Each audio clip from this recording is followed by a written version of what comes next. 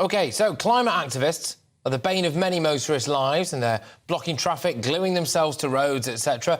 These protests by the likes of Just Stop Oil and other groups have been on pause of late, but if they were to start up again, they would have quite a lot of lawyers on their side. It's a really important development, this. That's because more than 100 barristers, solicitors, legal academics, they're planning to sign what's called a declaration of conscience, vowing not to represent fossil fuel companies, so they won't defend fossil fuel companies or prosecute climate change protesters. They're kind of both sides of the coin there, OK? So there we go.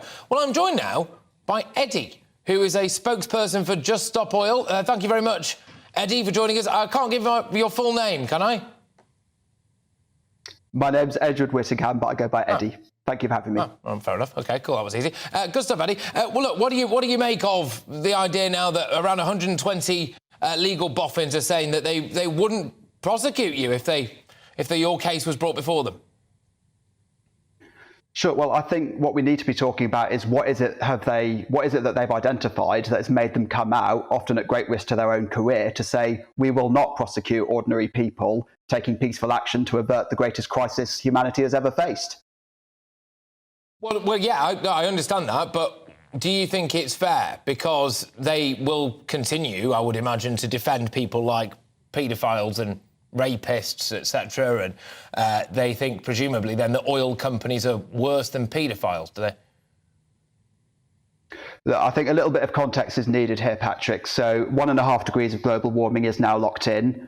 If we go over 2 degrees, that will threaten the stability of global civilization. We could see north of 1 billion climate change refugees at 2 degrees of global warming. And according to the IPCC, any further delay in action on the climate crisis will mean missing a brief and rapidly closing window of opportunity to secure a livable, sustainable future for all. So I think what these lawyers and other legal professionals have done is absolutely heroic. OK, I think that history will thank them for it. I get, obviously, there's two sides to this, which is that they're not going to, it would appear anyway, defend people like oil companies, which I do find remarkable, which is that they would quite possibly be willing to defend murderers, rapists, as I've said, paedophiles, etc. Absolute scum. Do you know that that's what they're going to do?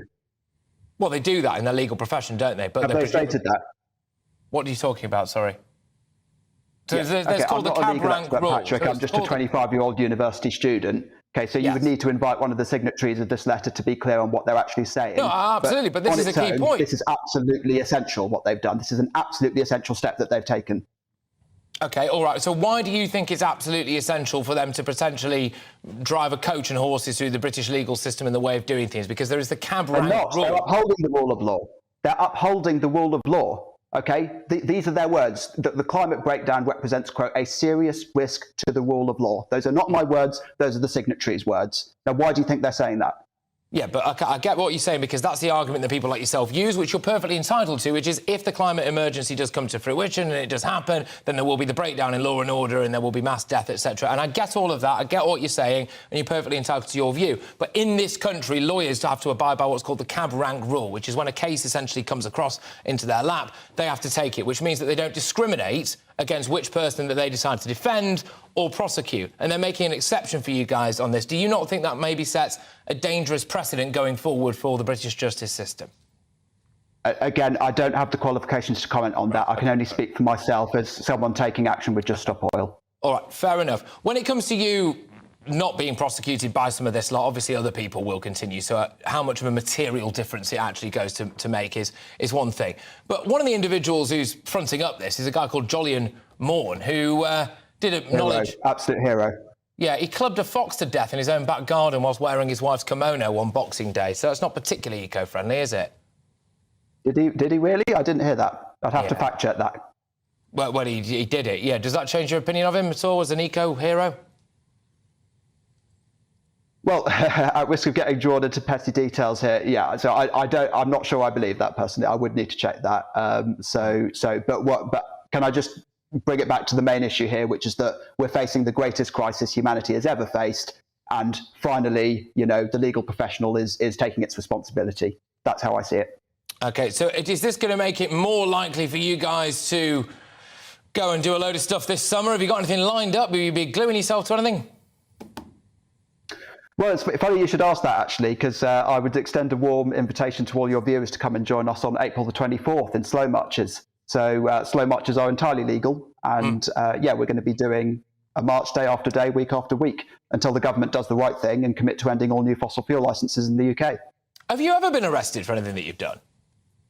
Yeah, I've been arrested 6 times and I was in prison for a week on remand, yeah.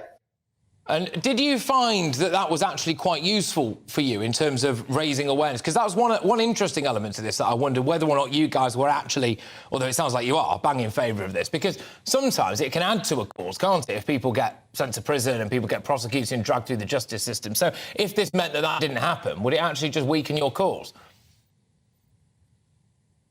That's a very interesting question. All that matters at the end of the day is that the government does the right thing. Well, I wouldn't be, on the streets getting arrested, going to prison if the government had done the right thing. I just want to make that absolutely clear. I know this is the first time we've met, Patrick, but hopefully, you can tell, from my demeanour, I'm not the kind of person that enjoys going out and making a nuisance of myself, right? All that I want is for the government to do the right thing, so that I've got a livable future, so that, all of humanity has a livable future, okay? And whether that comes through civil resistance, whether that comes through another means, whether that comes by the legal system itself, that's all that matters. We just need to see change, and we need to see it now. If you engaging in civil disobedience, even a slow walk, for example, or something, I suppose, more illegal, really, because a slow walk's all right, from what I can gather, isn't it, under the current legal framework? It's legal. Yeah, so actually gluing yourself to something, and an ambulance pulls up behind you, can't get through, and someone dies in the back of that ambulance, do you think you should be prosecuted then? Well, we have a blue light policy in Just Stop Oil, which is that we'll always move out of the way of any but it didn't happen last which time, have blue lights on. I get that, but if you're glued to something, you can't move out of the way, can you? And that is what happened last time, and there was footage of it as well, and ambulances didn't always find their way through. And also, when it came to things like on various different motorways, people were in massive traffic jams, and people were having strokes, people were going into labour, people missed chemotherapy appointments, etc. I mean, how does that make you feel, Eddie? Because you say that you don't enjoy doing this kind of stuff, and I know that legal professions, some of them are now getting behind you, as it were, but as I've already said, I would question the moral compass of some of those people and whether or not they maybe are using you for a bit of their own clout and for their own fundraising. And I do think that's something you might want to consider when it comes to a couple of those people. But if real people are suffering in the back of cars and dying, do you not think you should be prosecuted for that? Well, to the best of my knowledge, no one has died because of anything that we've done. Okay, but what we do know is that millions, if not billions, of people will die if the government does not do the right thing, right? So it's a question of proportionality, right? And let me just reiterate, as soon as the government does the right thing, our campaign will cease to exist.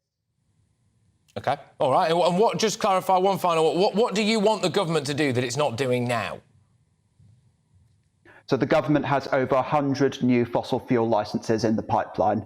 So this is in the context of the IPCC saying that, any delay in action will destroy any chance of a livable future. We've got the International Energy Agency, which is sort of the world's leading authority on energy policy. They're saying that no new fossil fuel projects were needed as of about 2 years ago.